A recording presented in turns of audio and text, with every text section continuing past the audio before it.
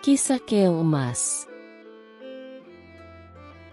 Di sebuah kerajaan megah bernama Daha, Raja Kertamarta memerintah dengan bijaksana. Ia memiliki dua putri cantik, Chandra Kirana yang lembut dan Dewi Galuh yang ambisius. Mereka tumbuh bersama di istana yang penuh cinta.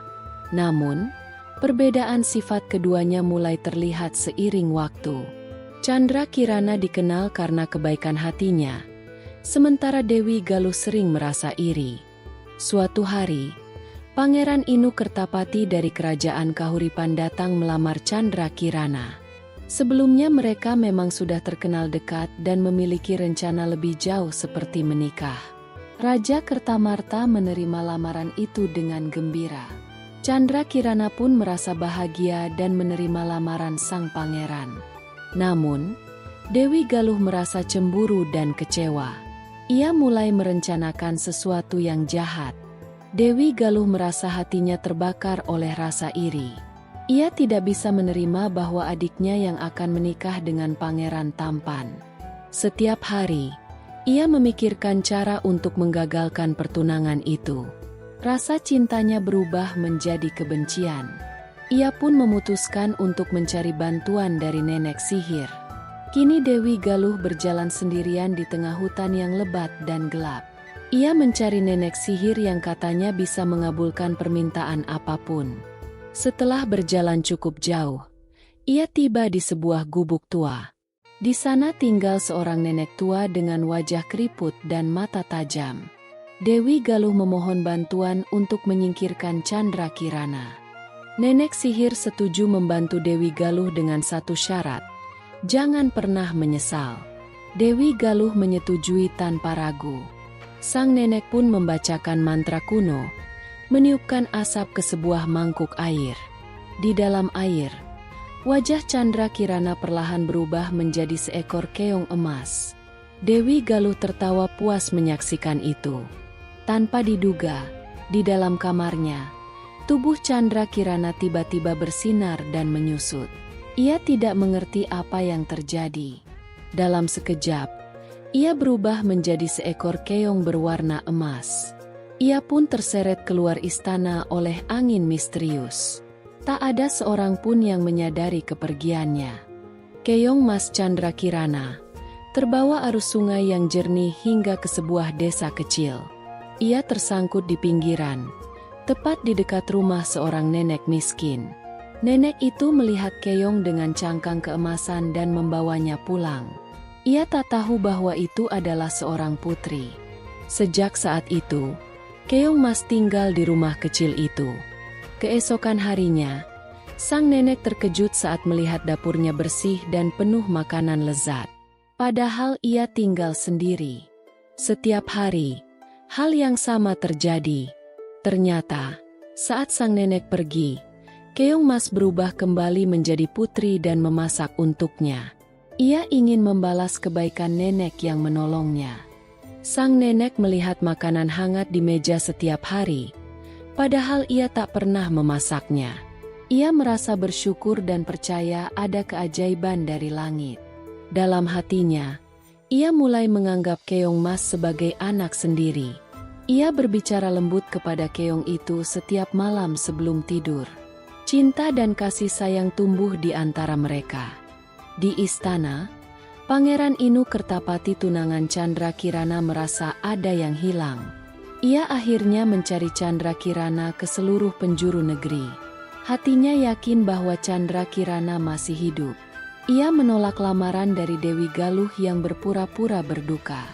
Dengan hati teguh, ia memulai perjalanan mencari cinta sejatinya. Pada suatu sore, keong Mas berubah menjadi sosok putri. Ia menyanyikan lagu kenangan masa kecilnya. Suaranya merdu dan lembut, terdengar sampai ke halaman rumah. Nenek mendengarnya dari balik tirai dan meneteskan air mata. Ia tahu, ada hal luar biasa di balik keong itu. Cinta sang nenek makin mendalam. Putri Dewi Galuh mendengar kabar bahwa pangeran menolak semua lamaran, termasuk lamaran Dewi Galuh. Ia sangat marah dan membanting perhiasan di kamarnya. Dewi Galuh menyalahkan Candrakirana meski tidak tahu di mana keberadaannya. Ia memerintahkan pengawal untuk mencari tahu keberadaan sang putri Candrakirana. Kebencian dalam dirinya makin membesar. Pada suatu malam, Pangeran Inu Kertapati bermimpi tentang seekor keong emas. Dalam mimpinya, keong itu menangis dan memanggil namanya. Ia terbangun dengan napas tersengal dan hati berdebar. Mimpi itu terasa nyata. Ia pun memutuskan mencari keong emas seperti di mimpinya. Pangeran mengikuti aliran sungai dengan harapan menemukan jejak dari mimpinya. Ia menanyai penduduk desa, menyusuri sawah, dan tidur di gubuk petani. Meskipun lelah, ia tidak menyerah. Hatinya yakin ia semakin dekat. Hari mulai senja saat ia tiba di desa kecil tempat keong emas tinggal. Pangeran berhenti di depan rumah kayu kecil karena tertarik dengan suara nyanyian. Ia melihat seorang gadis cantik keluar dari dalam rumah.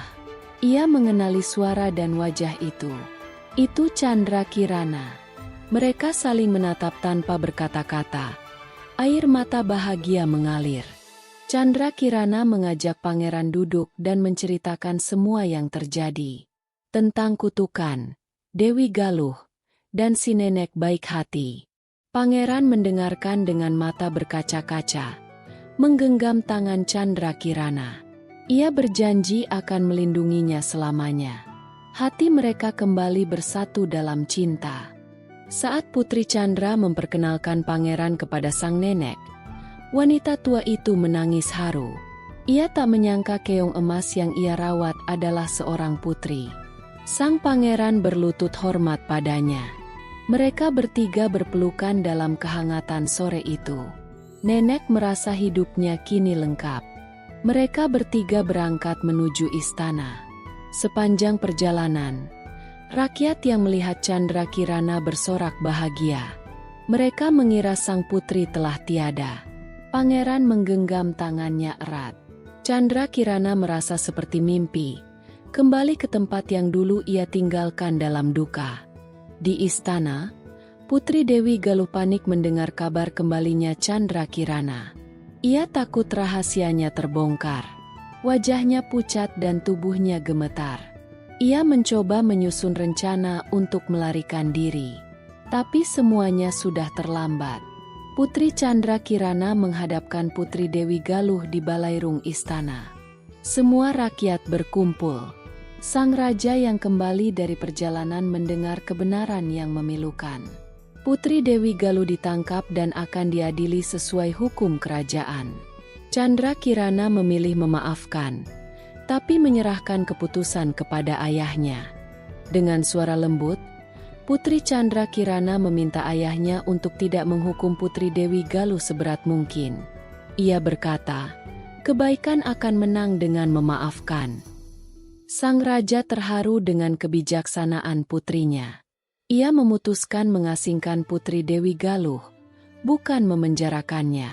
Rakyat bersorak setuju. Akhirnya Putri Candrakirana dan pangeran menikah dalam upacara megah penuh kebahagiaan. Nenek tinggal di istana sebagai bagian dari keluarga kerajaan. Rakyat hidup damai.